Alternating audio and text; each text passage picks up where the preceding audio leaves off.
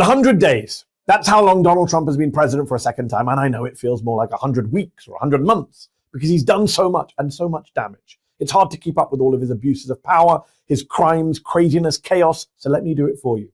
Here are Trump's 100 days in 100 seconds. Start the clock.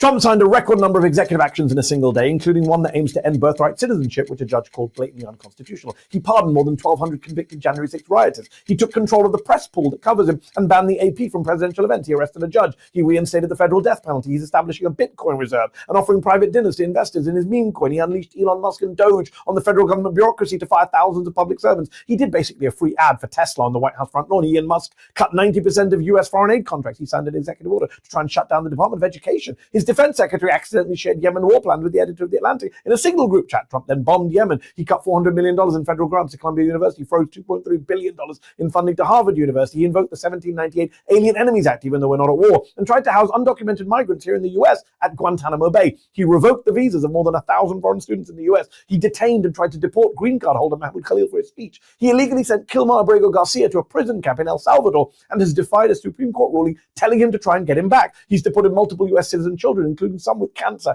He imposed tariffs on 185 countries and territories, including a bunch of islands with only penguins on them. He then announced a 90-day pause for most of those countries, but not China, and wiped out around $10 trillion in global equity value in the process. He said he might invade Greenland, take back the Panama Canal, make Canada the 51st state, and threatened to bomb Iran like it's never been bombed before. He said he wants to clean out Gaza and move the Palestinians there to Egypt and Jordan. He hosted conspiracy theorists, Laura Loomer in the Oval Office, and then fired government officials, apparently at her request. He called Ukrainian President Zelensky a dictator and then publicly berated him on live TV, bullied big law firms, called himself king, said Chuck Schumer's no longer Jewish, he's a Palestinian, and he wants to keep doing all of this for 8 more years because he's not ruling out serving an unconstitutional third term.